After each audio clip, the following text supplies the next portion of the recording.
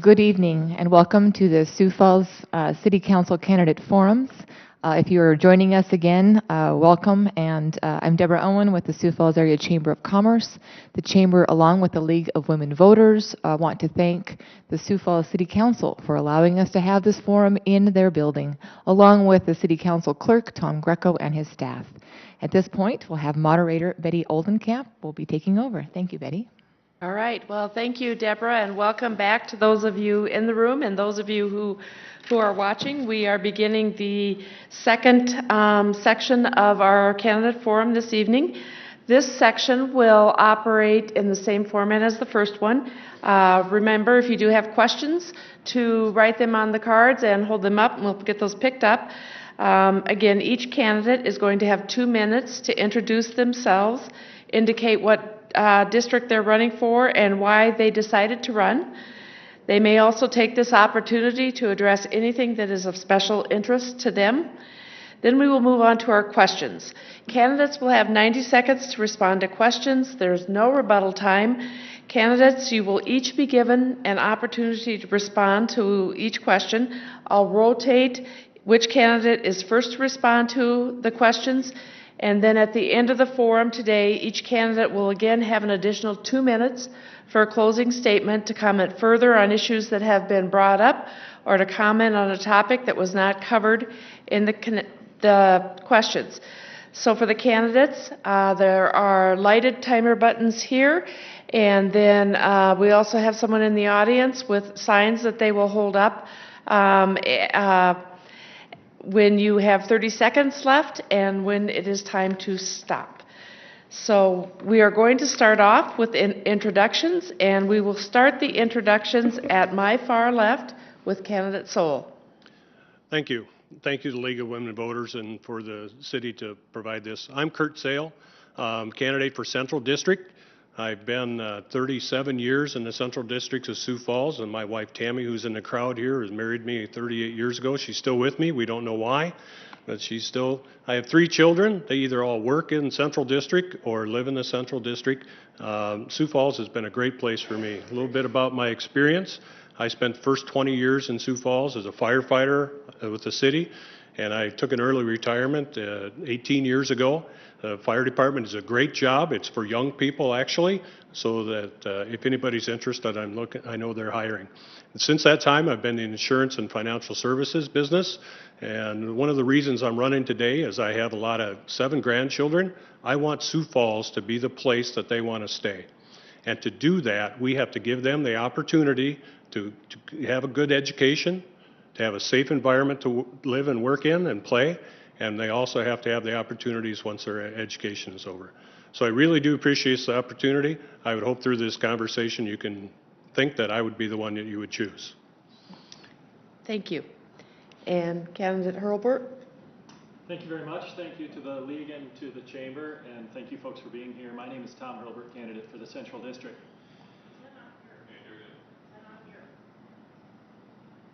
Is that better? Okay, thank you. Thank you to the League and the Chamber. I appreciate the opportunity to be here. I am Tom Hurlburt, candidate for the Central District. A little bit about me very quickly. I was born and raised in Aberdeen, lifelong South Dakotan, with a couple of exceptions in there. My dad was a longtime city commissioner up there, and my grandfather was a longtime mayor, and so city and civic politics was something that I've been interested in from a young age. I'm married with a 10-month-old and live here in the Central District. In 2004, I moved to Sioux Falls. In 2008, I opened up my first architecture business, hung out my shingle. I am a co-owner of Co-op Architecture. We are a 13-person shop here in Sioux Falls. And it's been going well. I know what it's like to make payroll, to hire and work on expanding a small business. Why do I think I'm qualified? Well, My experiences seem to be applicable here. I design schools, I design churches, I do master planning, I designed and built affordable housing, I manage big dollar projects. I've served on the Board of Appeals here in Sioux Falls. I deal regularly with planning and zoning, those departments. I've written design ordinances. I've worked and understand TIFs, RFPs. I work with the Historic Society and the SHPO office, easement setbacks. So in short, what they do here is something I feel like I'm well prepared to do, and I'm excited about participating in this future here. Thank you. And candidate DeBoer. Thank you. My name is Zach DeBoer. I am also a candidate for the Central District seat. A little bit about my background. I grew up in Brandon, South Dakota, so when people ask where I'm from, I say, yes, I am from Sioux Falls. I went to school at the University of South Dakota, where I got my degree in art education. After college, I moved to Sioux Falls and taught in the Sioux Falls School District. I taught middle school art, which, it requires a certain amount of patience. After a few years of teaching, I opened up my art gallery, Exposure Gallery and Studios in downtown Sioux Falls. Exposure beyond our monthly art shows that feature local and regional artists, and our 7 studio spaces that artists rent out to create their work. We also put on art critiques, demos, artist workshops, and special events aimed at bringing art to a wider community. And those events are always free and open to the public. I believe strongly in the power of art in our community, and that's a little bit where my entrance into city politics kind of came from.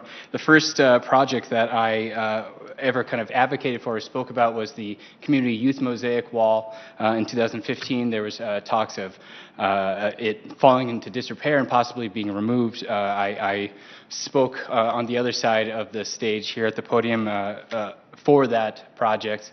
And since then have been an advocate for neighborhood associations, for walkable neighborhoods, smart development, safer streets, historic preservation, and bicycling. I'm an active member of the All Saints Neighborhood Association, DTSF. I'm the vice chair of the city's Visual Arts Commission and a board member of the Minnehaha County Historical Society. I'm very passionate about this city, and it has been my passion for the past 5 years to make it a better place, and now I want to do it as my job. Thank you. Candidate Barden. Hello. Thank you very much to the Chamber and to the League of Women's Voters for hosting this event. My name is Thor Barden. I'm running for City Council Central District. And I moved to Sioux Falls in 2005, back when we were taking down the zip feed mill. I currently own a house in the Central District. I drive the roads in a newer car, and I have a dog named Dixie. But, it didn't used to always be this way. I moved to Sioux Falls in 2005 as part of the foster care system. My parents, they had made some mistakes along the way, and so I got placed into the system, and I was moved into town at the time. Coming out of the system, as most foster care children are, I became homeless, found my footing, then became homeless again, so I've lived on these streets pretty closely. I understand what it's like to live on a low income or have to manage a tight budget. Through that, I've held multiple jobs in multiple different sectors of this company, of this city. I currently work for a company as a financial crime specialist investigating fraud for a living. The reason why I'm running is because I feel that I properly will be able to represent the middle and limited income families in recently coming from that. I report to work on a 40-hour work week. I have an attendance policy I have to make, have to request vacation hours just like most people do. I'm definitely in the trenches still having to pay my bills on a day-to-day basis with that. I have a desire for fair and equal government, and I definitely acknowledge that we need more transparency. I'm hoping that my unique perspective with these different aspects will be well suited for the city and will show you that I'm willing to be there for the people as one of the people as well. And with that, I thank you. Thank you. We will move on to our questions now. We will start the first question with candidate Hurlburt. The question is, as you have campaigned, what has surprised you most about Sioux Falls city government, and how would you change it? Well, first of all, I'll thank you. I've learned a lot. It's been an exciting and interesting process to be campaigning, to meet with some of the directors. One thing I've gotten to know a little bit more as I've gotten to meet with some of them is how available they've been, how much information they've been able to share, and how much knowledge they have. I've been impressed by some of those folks for sure. I think it's more about maybe about what I've learned is the public and the people maybe have they're interested in seeing more collaboration from their leadership and from their government. I think as an opportunity for me. That's something I noticed when I was as I've been going around. So I think there's opportunities for us here to do more, to do better, to collaborate. I mean, we have some exciting growth that's going to happen here in this community and already is happening. And so I think it really is about learning about this group. The council is the opportunity. Thank you. Thank you. And Candidate DeBoer. Could you repeat that for me? Sure. The question is, as you have campaigned, what has surprised you most about Sioux Falls city government, and how would you change it? I wouldn't say that I've found anything overly surprising. Since announcing, that wasn't my first kind of foray into working with the city and kind of experiencing what it's like to work with directors and different departments and run through that kind of committee system. I know a lot of the directors from showing up at public meetings and public input and forums like that. But what I have noticed as I have been campaigning is that while I may be very interested in local politics, almost to a nerd-like degree, the average citizen doesn't really know what's going on with city government or municipal government. I have close friends who ask, looking forward to voting for you in November. It's not the same. People ask me, I'm in District 12. Am I in your district? No, yes, part of you, it's not the same. And so I feel like there is this disconnect between the work that the council and the administration does and the citizens of Sioux Falls. And so better communication, more ways to get information out, and more ways to involve different people in our city in this process. So I would like to explore ways to get our message, our voice, and our needs out to the community. Thank you. Candidate Barden? So with Sioux Falls government, I made my announcement after being urged by some friends that I should really look at going into politics because I'm very passionate and caring about other people. And through this process, I've knocked on about 500 doors so far, going around introducing myself to people in the community. And I've also spoken with most of the city council members, as well as several of the city administration leaders. Through this process, I've actually been surprised by a few things. One of the main things that I've heard overwhelmingly from a lot of people that I speak with is that the public is not feeling necessarily heard by the council. They don't feel that our council is actually listening. I mean, you see several hours in public input, and then we see the council vote the opposite way sometimes without any justification or even acknowledgement to the public. With that, we see a lot of issues with transparency, or the lack thereof, and what is ultimately perceived as disrespect from the city, just because it's like, hey, how did you spend my money? And then the city government says, well, we can't really tell you, but we've got this really cool plan for you. And I want to see some of that change, and I think we can definitely do so and hopefully rid some of these surprises as we move along. Thank you. Candidate Sale. One of the things as I talk to city employees as we've gone down, there seems to be apprehension to change. We're going to go through a major change. We have a very strong mayor, not only in title but in personality. And as we bring in a new mayor and new councilman, a lot of the city employees that I've talked to, department heads, et cetera, they're trying to figure out what the next step is, how their departments are going to be affected. And being a past city employee and being through several mayors, you know what? The streets always have to be plowed, no matter who sits in the city council. Those things have to be consistent. We have to be consistent with our long-range planning, regardless of who takes these seats. That's how things can grow. As I talk to the public and I'm knocking on doors, I am surprised more than I ever have been about the way people are insulated from what goes on in City Hall. They might tune into the city council meeting on Tuesday nights with some popcorn to see the fireworks, but they don't really look at policy.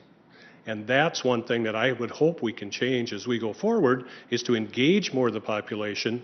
I think we used to be more engaged in city government and in government years ago. That's one thing that I would look that we can change going forward. Thank you. Our next question, we will start with candidate DeBoer. The question is, one of the most important functions of the council is the adoption of the capital improvement plan. With limited dollars, what policy should the council adopt to improve the transparency and public engagement in the budget adoption process?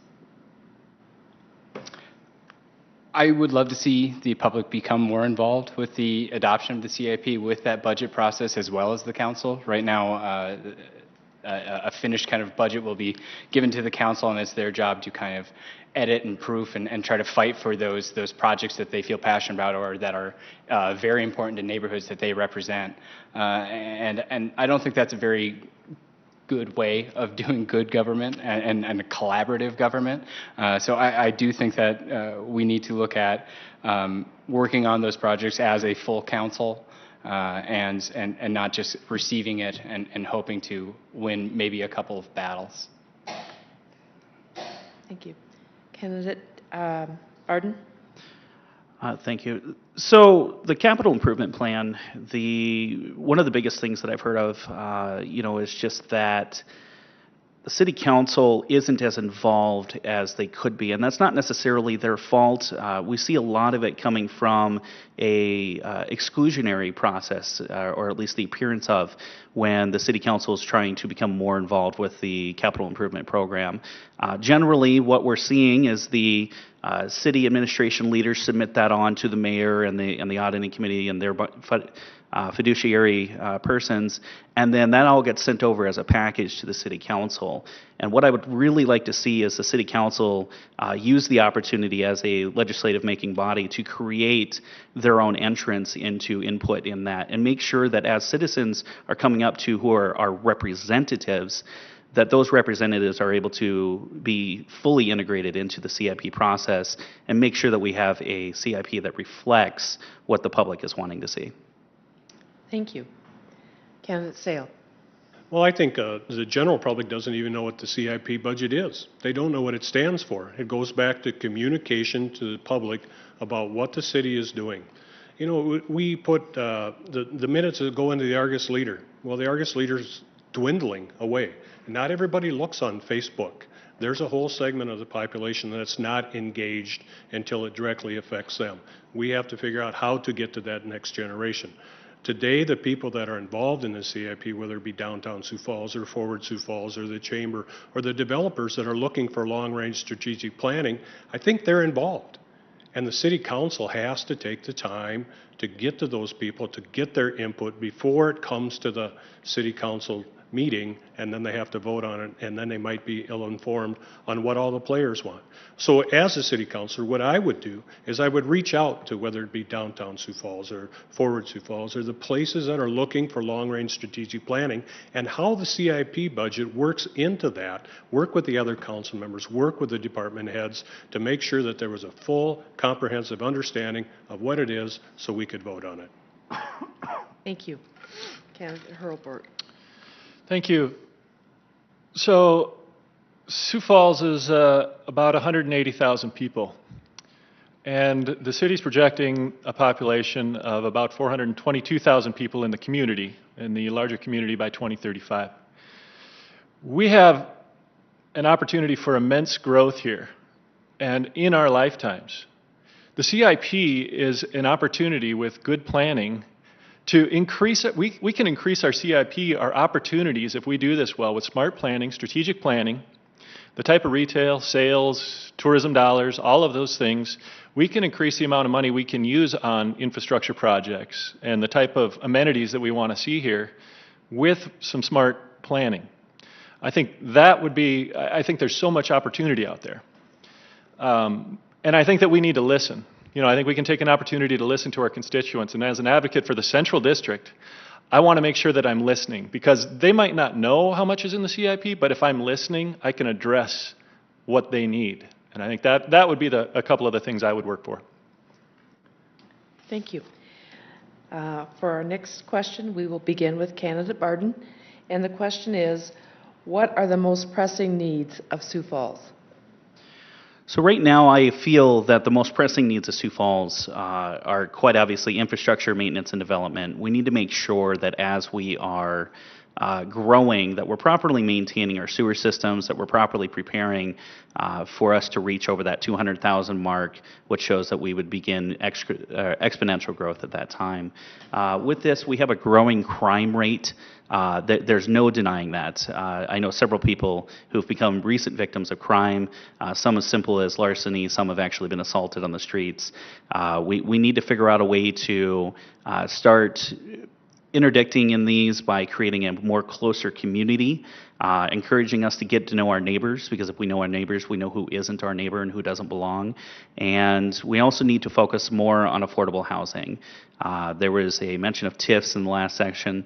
Those TIFs can absolutely now be used for affordable housing measures. If we're going to be granting those on larger projects that have to do with housing, there's nothing to stop us from making sure that we communicate that there needs to be some allowance for affordable housing with those projects that are implemented, especially when you consider that $2,500 application fee can get you a $2 million TIF. Thank you. Candidate Sale.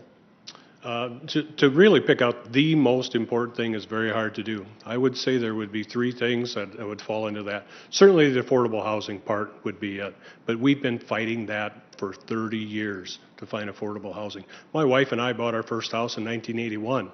11 7/8 interest is what we paid for South Dakota housing. So things have changed for the better. Our last mortgage, I think, was somewhere in the 3%. So we need to keep moving forward in that one. Second thing, and I'll talk about this, is crime. The statistics will show you that we are okay for citizens our size, the population. But that doesn't mean anything if it's your car that gets broke into, or you're the one that's assaulted, or the drug house is next door to you. We have to make sure we're staying ahead of that. I have a lot of confidence in our police force today. We have good men and women there, and they are staying abreast of it and staying ahead of it. But we can't turn a blind eye to what's going on. We have to make sure that's what we need for. The third thing, the most important thing that's going to come up as our sales tax revenues decrease, we have to make sure that we can balance the city budget and pay for the essentials that we have. Thank you. Thank you. Candidate Hurlburt. Thank you. Well, there's a lot of opportunities here, and you've heard some of them referring to crime and jobs, and we need to address those. And we heard that in the previous forum as well, and I agree with those. I would like to be, as an advocate for the Central District, I want to be also thinking about the future and what that means to core neighborhoods and what that means to downtown. Again, with this type of growth that we're talking about, and I'll circle growth, and that includes several of these components that we're talking about, including crime and jobs, but also preservation in those historic districts, what that means, but how to do smart infill development within those.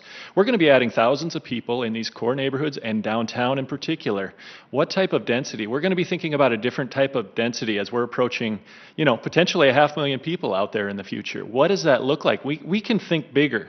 We can think about things like St. Paul is doing micro apartments in their downtown. We can think about what is going to happen on the Greenway. That Greenway is an investment that can happen that will last 100 years. It will increase the quality of life and property values for downtown and for the rest of our city. It will increase the base.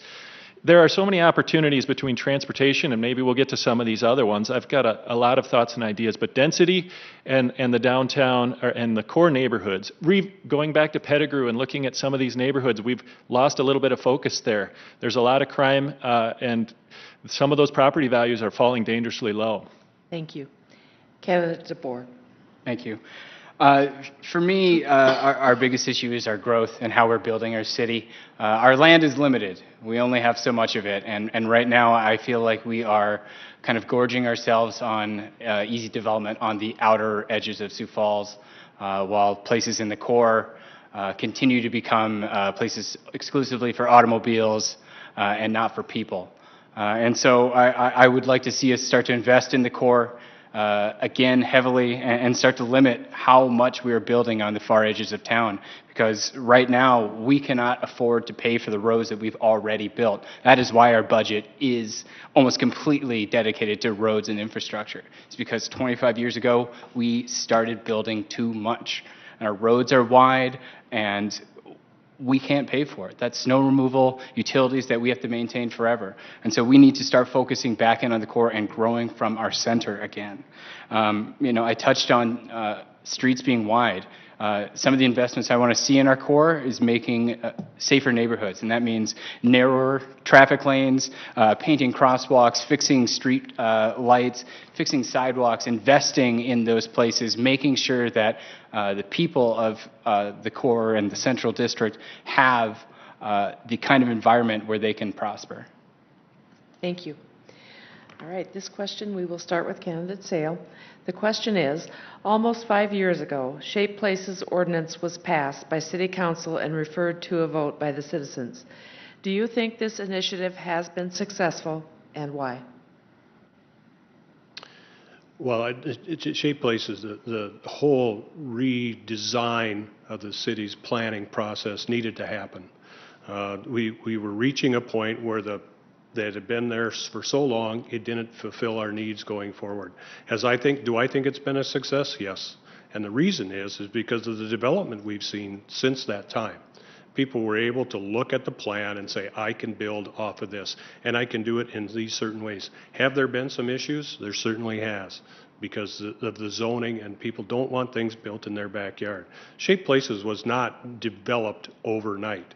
It took years of interested people to come together to rewrite the ordinances so that it would work for the future. It's part of the planning process that I think the City Council has to be involved in when it goes forward. So it's not so divisive when it's rolled out. It might have surprised some people that didn't really pay attention to it at that time, but I think in the long run, it's been a very good thing, and I'm happy it's here.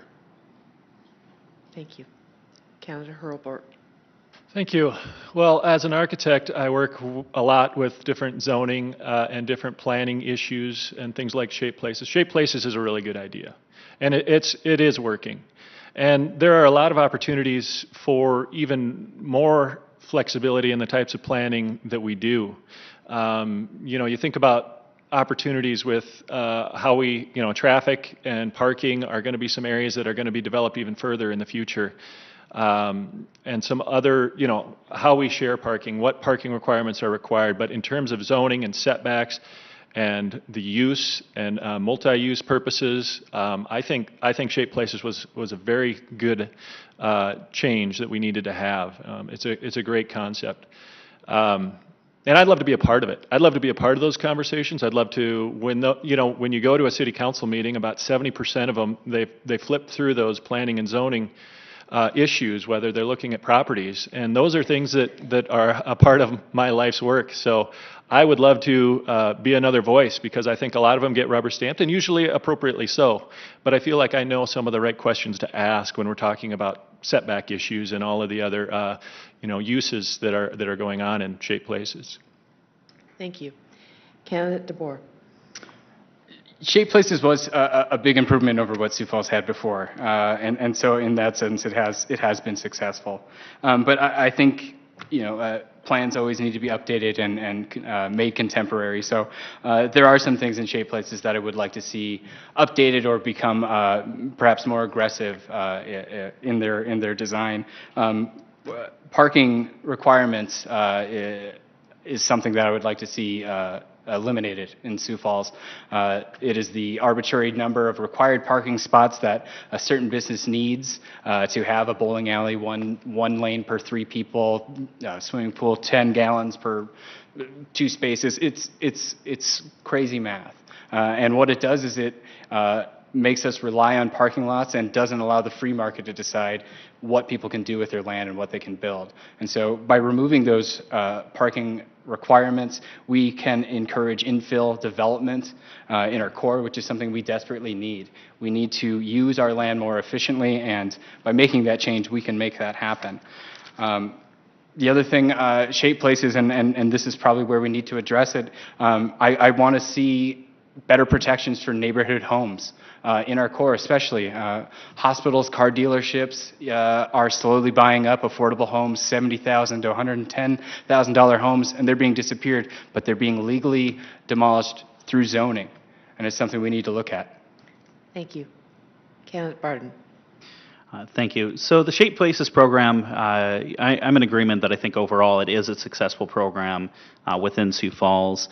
The programs, we have to remember that a program is always meant to be updated, and if it's not written in such a fashion that it can be updated, then you risk running into errors as a city matures and grows and becomes, what it's naturally going to be.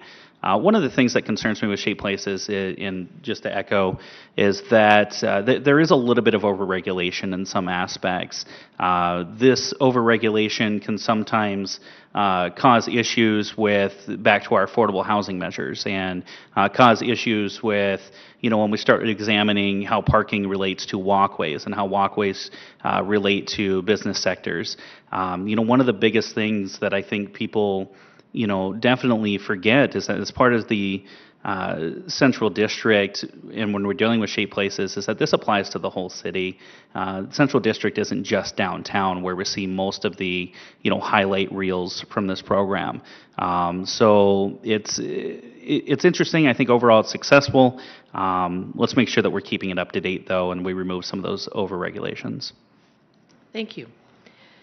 All right, we will begin this question with candidate Hurlbert, and the question is, do you have any plans that would make city government more transparent, especially in regard to letting and approving city contracts?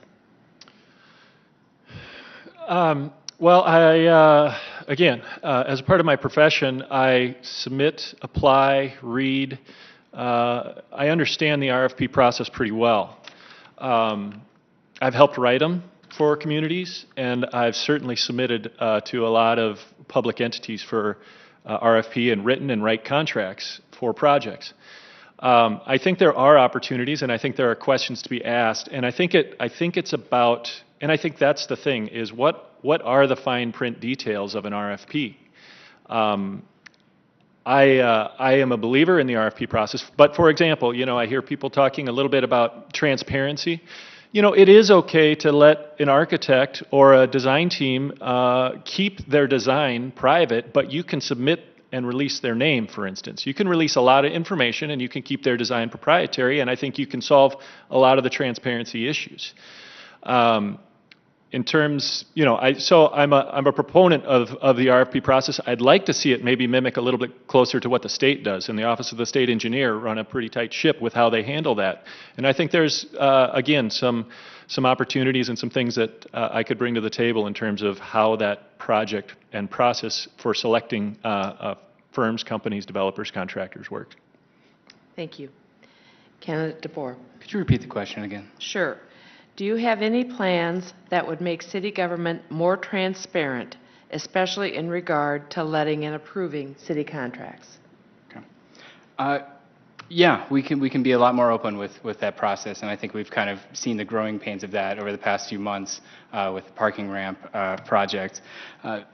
People just they want to know what we're doing with their money. We want to know the options coming in, and we want to know if we feel that we agree with those options. I do agree there is information that does need to be kept private for those businesses that are trying to apply, but there is no reason why we can't release names, why we can't release generalities at least about those projects.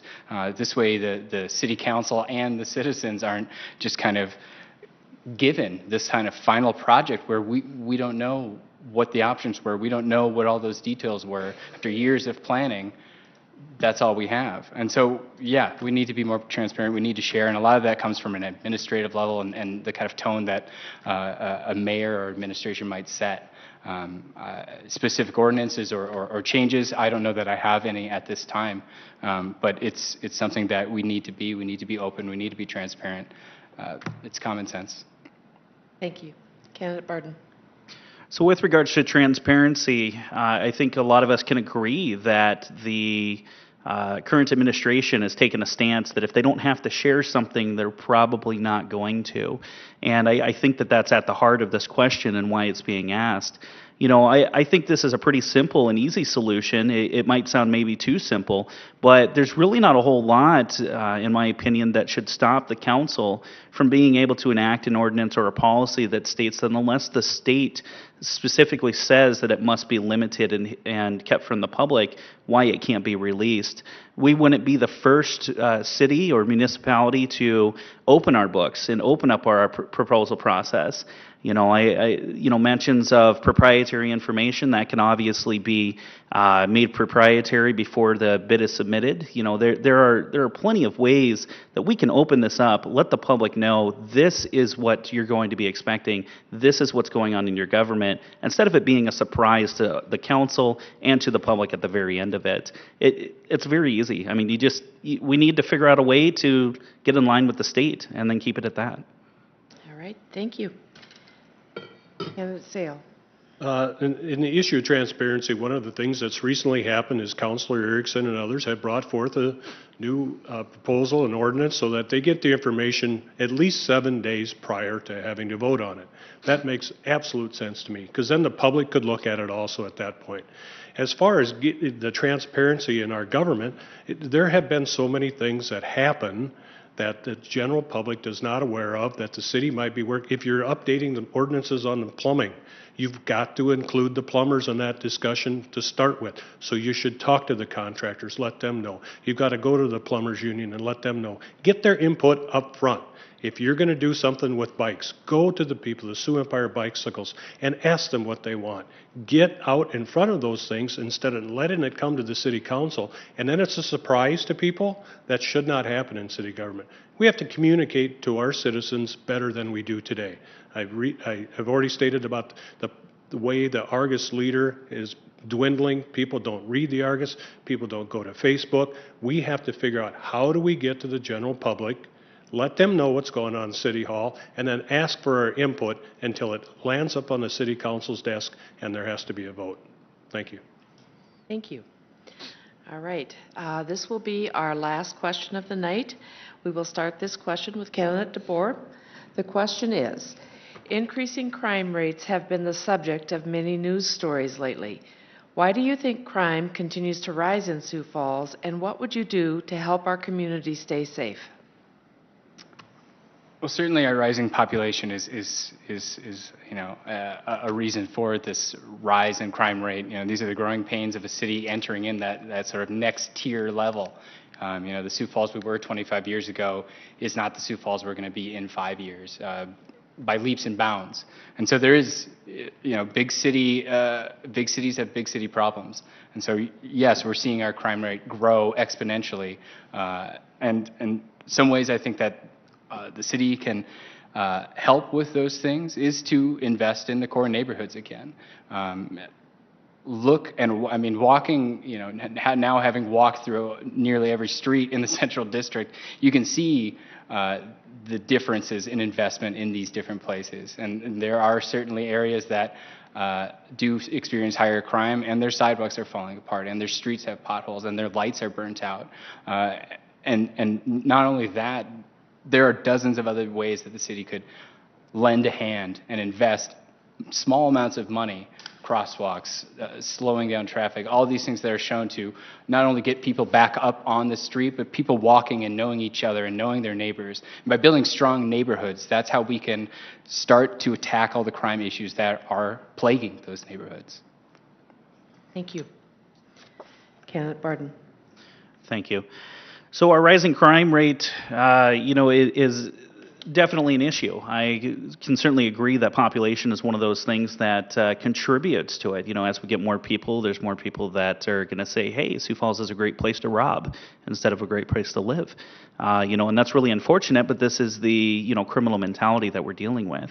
I go back to, you know, that this isn't necessarily a law enforcement problem. You know, we're not, as somebody said previously, we're not going to arrest our way out of crime. That's just quite simply not possible. The best way, in my opinion, is to make sure that we start to define our culture, especially here in Sioux Falls. We're one of the biggest small cities in America. And, one of the things that we could do better on is getting to know our neighbors and getting to know, who belongs and what our patterns are and, being that helping hand. If you were to, have a criminal move in next door and all of a sudden you're knocking on their door, hi, welcome to the neighborhood, that's just going to simply scare them off in the sense that, somebody noticed me. And we're not seeing as much of that anymore. I think with the re-push from our city to get to know your neighbor, heck, we'll even call it that as a campaign deal. If I get elected, is a get to know your neighbor campaign and push for people to start just naturally getting rid of crime by increasing our community helping each other. Thank you. Candidate Sale. Well, certainly the crime statistics have gone up. The violent crime has gone up. We have a crisis in Sioux Falls, as the rest of the country does right now with opioids. There's no easy fix to that. One of the things that we need to do is certainly support our law enforcement that's going forward. And I've talked to several law enforcement people and Chief Burns about what's going on, and they do understand what's going on. So we have to not only financially support them, but we have to support them going forward also emotionally, and we have to treat the law enforcement with respect. Last year, we all sat here and watched as the police union did not get the contract they wanted. Guess what? They're still not very happy about that. They're still going to do their job, but we have to treat them with respect as we go forward.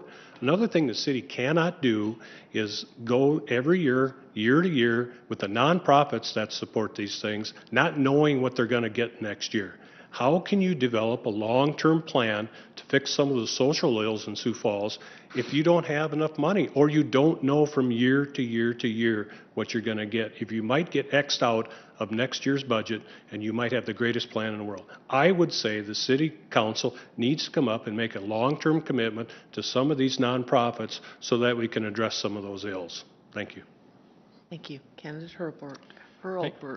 Thank you. Well, it is a growth issue, and we're going to have challenges with crime, and we can't relax. This is an ongoing part of being a larger city and growing. There's some of the usual things that we need to do. There's code enforcement, and we can't relax on that. And that goes back to some of our neighborhoods like the Pettigrew area that I think we need to, again, not turn our back on some of these neighborhoods. But this is a big picture issue. Crime is not just, okay, let's go just catch the bad guys. It is a larger, broad issue that we need to approach with several different angles, from several different angles. It's about affordable housing, it's about transportation, and it's about good wages, it's about good jobs, it's about giving wealth and opportunity and prosperity to all of our citizens. Now, of course, we're going to have some level of crime, but I think that we can't just say we're going to, reduce crime. This has to be a 10-year, a 20-year. This is a long-term, permanent strategy, and I think that would be what I would be interested in trying to solve, those sort of bigger trends. Thank you. Thank you. We're going to move to our closing statements. Again, each candidate has 2 minutes for the closing statements. We will begin those on my far right and work to the left. So, Candidate Barden, you're first. Thank you. Again, I want to iterate thanks to the Chamber and to the League of Women Voters for putting this event on. Part of running for this, I always get asked, why should I vote for you? Like, what is the reason that people should be voting for me versus the other very worthy candidates up here? And, one thing that I am going to point out is that of the 4 of us that are currently sitting up here, I do not currently own a business. I'm not in business for myself.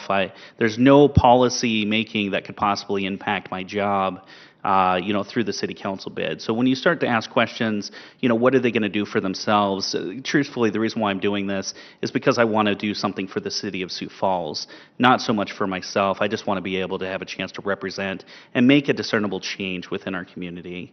I've lived here, I've lived on the streets, I now own a home. This city has given me so much, and this is an opportunity to, give back to what we're seeing, in the generosity that I've experienced.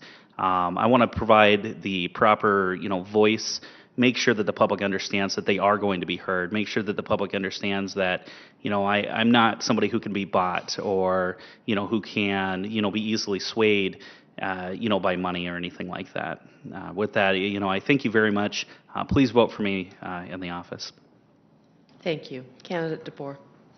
Thank you. And yes, thank you everyone for coming and letting us be up here. The city council candidates, we're kind of like the opening band at a concert. So it's nice to be able to kind of sit up here and feel as important. I'm used to sitting on that side of the room.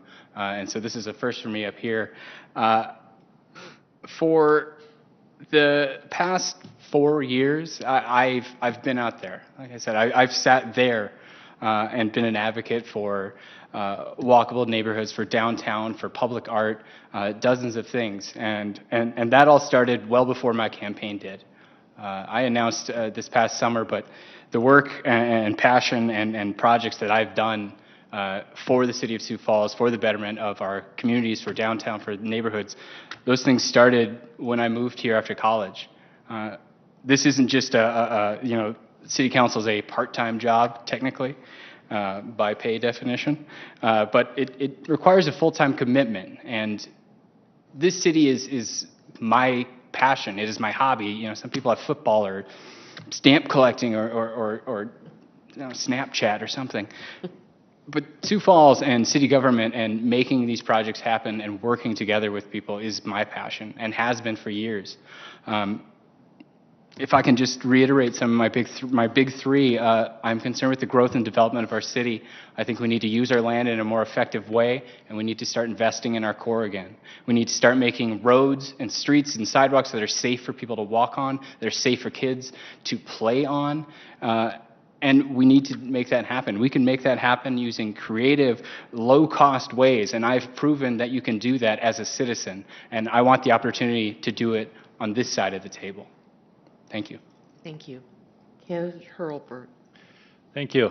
And thank you to the other candidates up here. They are great candidates, and it's been a pleasure to go through this process. I've been enjoying it, and thank you to you folks out there, and to our hosts as well.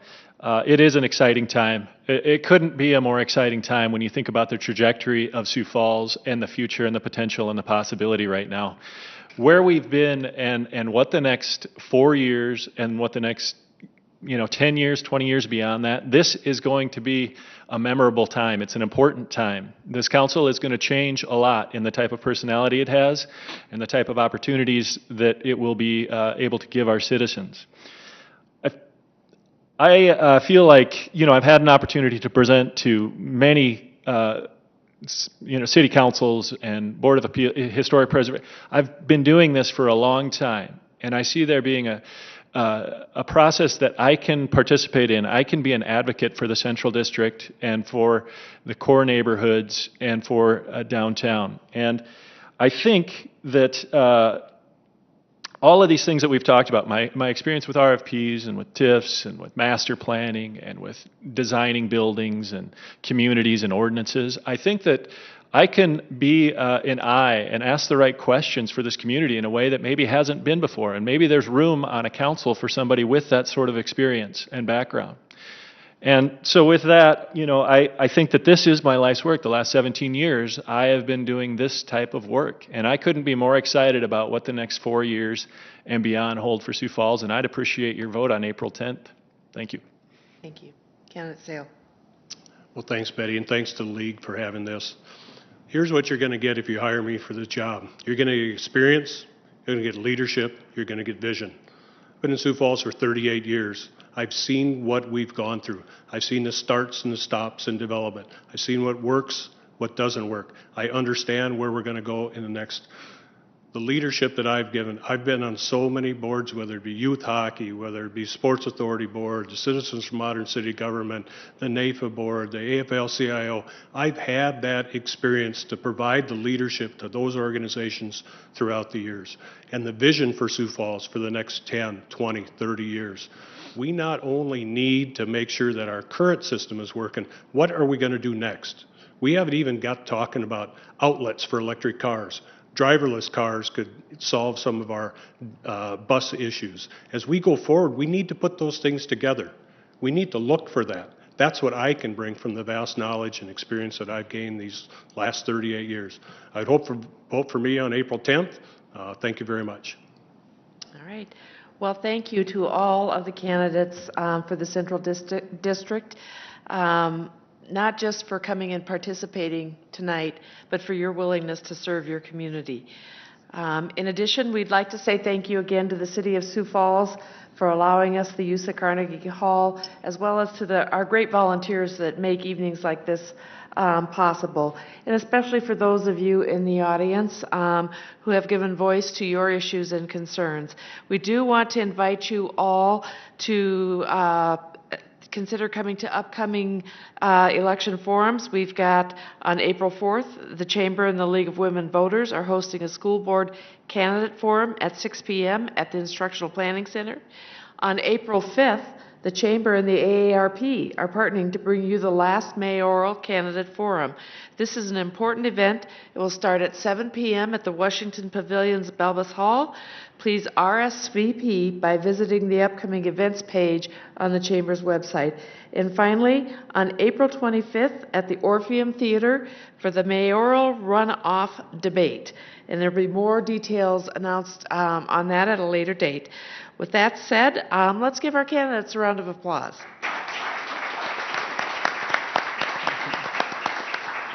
We wish you all luck. Have a great evening, and thanks so much for attending and being engaged in our local